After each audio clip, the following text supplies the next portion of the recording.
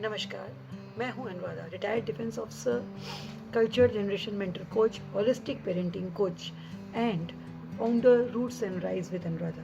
पर आज मैं आपके पास काउंसलर की तरह से नहीं आई हूँ, एक टीचर की तरह से नहीं आई हूँ। आज मैं आपके पास एक दोस्त की तरह से आई हूँ, आपके साथ कुछ शेयर करने आई हूँ। वो बातें, वो पल्स ऑफ विजडम, वो विचार जिनसे मुझे हिम्मत मिलती है। अक्सर हम जिंदगी में उतार चढ़ाव से गुजरते हैं, अक्सर हमारा खुद के ऊपर से भरोसा टूट जाता है। तब हमें कुछ ऐसे महान पुरुषों के विचारों की ज़रूरत हो सकती है जो अंधेरे में हमारे लिए प्रकाश का काम करें, जो हमें रोशनी दिखाएं। ऐसी ही एक छोटी सी किताब है हारिए ना हिम्मत बाय युग ऋषि पंडित श्री राम शर्मा आचार्य। आइए मैं आपको उस किताब के थोड़े से मोतियों का स्वाद चखाऊं।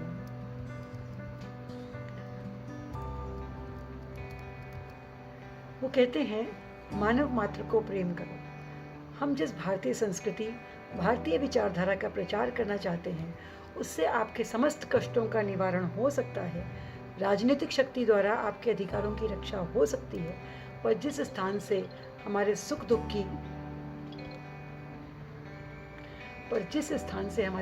की उत्पत्ति होती है, उसका नियंत्रण राजनीतिक शक्ति नहीं कर सकती। यह कार्य आध्यात्मिक उन्नति से ही संपन्न है। मनुष्य को मनुष्य बनाने की वास्तविक शक्ति भारतीय संस्कृति में ही है। यह संस्कृति हमें सिखाती है कि मनुष्य मनुष्य से प्रेम करने को पैदा हुआ है, लड़ने मरने को नहीं। अगर हमारे सभी कार्यक्रम ठीक ढंग से चलते रहे तो भारतीय संस्कृति का उदय होकर ही रहेगा। अंतरात्मा का सहारा पकड़ो। यदि तुम शांति, सामर्थ्य और शक्ति चाहते हो तो अपनी अंतरात्मा का सहारा पकड़ो। तुम सारे संसार को धोखा दे सकते हो, किंतु अपनी आत्मा को कौन धोखा दे सकता है? यदि प्रत्येक कार्य में आप अपनी अंतरात्मा की सम्मति प्राप्त कर लेंगे तो विवेक पथ नष्ट नहीं होगा। दुनिया भर का विरोध करने पर भी यदि आप अपनी अंतरात्मा का पालन कर सकें तो कोई आपको सफलता प्राप्त करने से नहीं रोक सकता। जब कोई मनुष्य अपने आप को अद्वितीय व्यक्ति समझने लगता है और अपने आप को चरित्र में सबसे श्रेष्ठ मानने लगता है, तब उसका स्पिरिचुअल डिग्रेडेशन शुरू हो जाता है।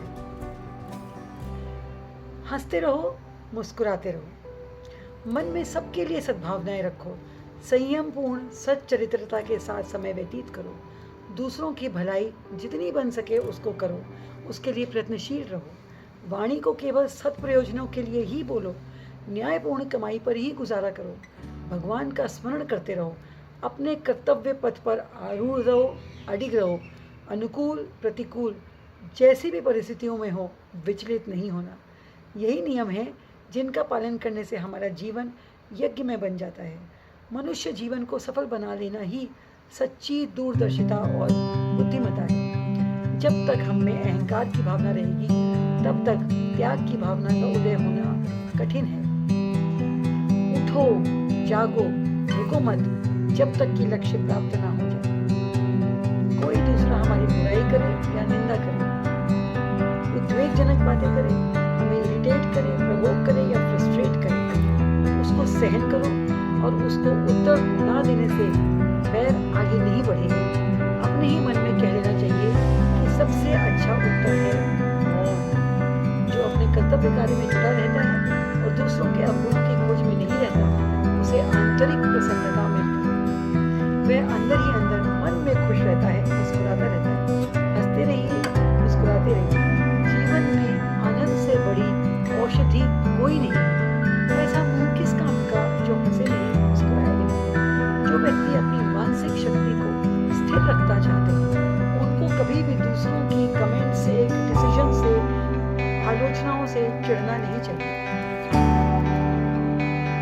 हमें ये सीखना होगा कि संसार में कुछ कठिनाइयां हैं जो हमें सहन करनी है।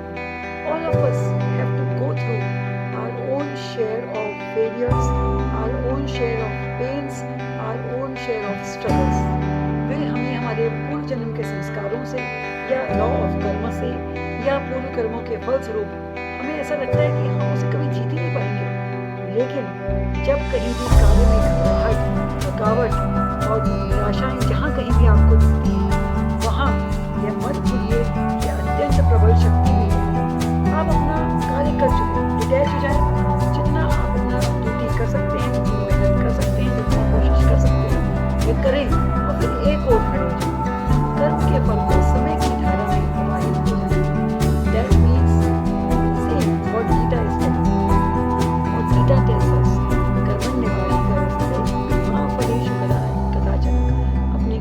फल को समय की धारा में छोड़ दीजिए। अपनी शक्ति भर कार्य करिए और अपना आत्मसमर्पण कर दीजिए। किसी भी घटनाओं में हतोत्साहित मत होइए।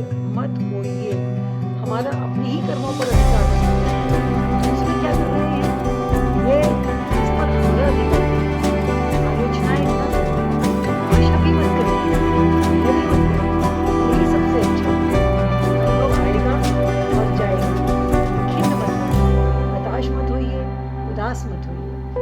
दृढ़ दृष्टि पर अडिग होकर के हिमालय की तरह खड़े रहिए। मार्गदर्शन के लिए सिर्फ अपनी ही ओर देखिए। साक्षात्कार संपन्न पुरुष ना तो दूसरों को दोष लगाता है और ना अपने को अधिक शक्तिमान वस्तुओं से आच्छादित होने के कारण वह स्थितियों की अवहेलना करता है। अहंकार से उतना ही सावधान रहो जैसा एक पागल कुत्ते से है। जैसे तुम विष या विषधर सर्प को नहीं छूते, उसी प्रकार सिद्धियों से अलग रहो और उन लोगों से भी जो इसका समर्थन करते हैं। अपने मन को, हृदय को, संपूर्ण क्रियाओं को ईश्वर की ओर संचालित करो। दूसरों का अविश्वास, दूसरों पर निर्भरता तुम्हें अधिक से अधिक असहाय और दुखी बनाएगी। तुम्हारी सत्यता ही तुम्हें दृढ़ बनाएगी।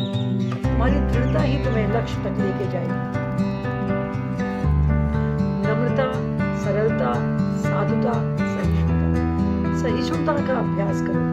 अपनी जिम्मेदारियों को समझो। किसी के दोषों को देखने और उन पर टीका टिप्पणी करने के पहले अपने बड़े बड़े दोषों को उनका अन्वेषण करिए, उनका विश्लेषण करिए। यदि अपनी वाणी पर नियंत्रण नहीं कर सकते तो उसे दूसरों के प्रतिकूल नहीं बल्कि अपने प्रतिकूल उपदेश करने को दीजिए। सबसे पहले अपने घर को नियमित बनाइए, क्योंकि बिना आचरण के अनुभव नहीं हो सकता। नम्रता, सरलता, साधुता, सहिष्णुता, ये सब सेल्फ इंट्रोस्पेक्शन के प्रधान अंग हैं। दूसरे तुम्हारे साथ क्या करते हैं इसकी चिंता मत करिए। अपनी उन्नति में तत्पर रहिए। यदि आप इस फैक्ट को समझ गए तो एक बहुत बड़े रहस्य को पाएंगे।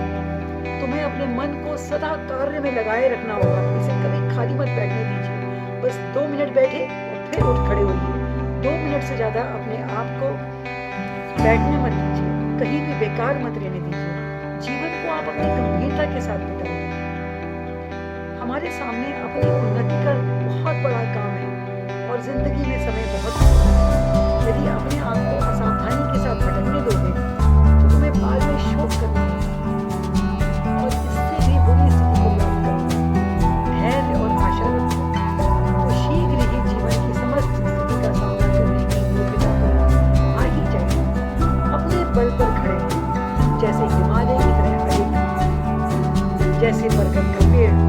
यदि आवश्यक हो, यदि जरूरत पड़े तो समस्त संसार को छोड़ दो। परिणाम में तुम्हारी हानि कभी नहीं होगी। तुम केवल हाईएस्ट स्टैंडर्ड से संतुष्ट रहो।